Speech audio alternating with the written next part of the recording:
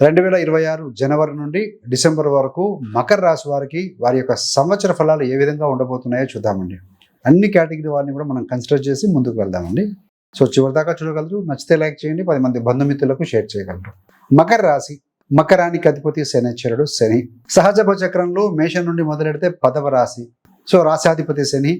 మకరంలో ఏంటంటే ఉత్తరాషాఢ నక్షత్రం 2, 3, 4 పాదాలు, శ్రవణ 4 పాదాలు, ధనిష్ట 1, 2 పాదాలు, మొత్తం 9 నక్షత్ర పాదాలు ఉంటాయండి.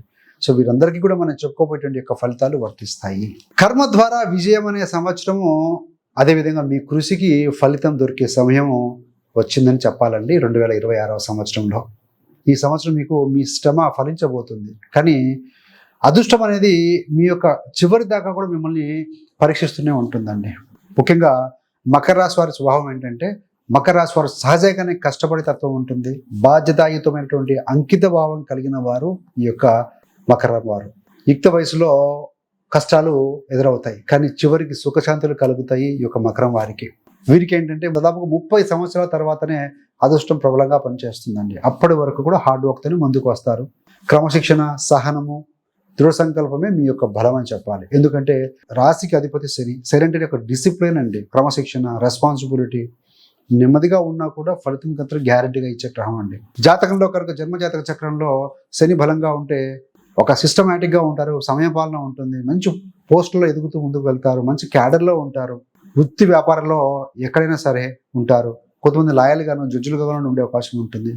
శని కనుక బలహీనంగా ఉంటే ఎంత పని చేసినా గుర్తింపు రాకపోవడం, అధమ స్థాయిలో ఉంటాం, లెబోరియస్ వర్క్ చేయడం, ఇలాంటివి ఉంటూ ఉంటాయండి. ముఖ్యంగా ధైర్యంగా కష్టం చెయ్యి, దేవుడు నీ కర్మను వ్యర్థం చేయడు. ఎవరైతే డిసిప్లైన్ ఉంటుందో, సిస్టమేటిక్గా పని చేసుకుంటూ వెళ్తూ ఉంటారో వారికి మాత్రం చివరికి విజయం అనేది వర్తిస్తుందండి. డిసిప్లిన్ అనేది ఒక ఫ్యూయల్ లాంటిది, మోటివేషన్ అనేది ఒక స్పార్క్ లాంటిది. కాబట్టి సో ఒక రోజుకు 10,000 అడుగులు వేయమంటే 1,00,000 అడుగులు ఒకే రోజు వేస్తాను, 10 రోజులు రెస్ట్ తీసుకుంటా అంటే కాదండి. Consistency is the key. మకరం వాళ్ళు నమ్మేది ఈ కన్సిస్టెన్సీనే. కాబట్టి ఆ రకంగానే మీ అడుగులు ముందుకు వేస్తూ ఉండండి. డెఫినెట్గా మీరు విజయం పొందుతారని చెప్పవచ్చు. 2026 సంవత్సరంలో శని మీనరాశిలో ఉంటారు, 3వ స్థానంలో ఉంటారండి. ఈ సంవత్సరం అంతా అక్కడే ఉంటారు. ఇది అత్యంత శుభమైన కాలం. 3వ స్థానము 6, 10, 11 వీటిని ఉపచయ స్థానాలు అంటారు. 3, 6, 10, 11లో కనుక శని కానీ రాహు కానీ ఉంటే వారు పెట్టేటువంటి ఎఫర్ట్స్కి రిజల్ట్ తప్పనిసరిగా వస్తుంది. ఏది ఏమైనా 7.5 సంవత్సరాల తర్వాత, అంటే సాడే సతి అయిపోయిన తర్వాత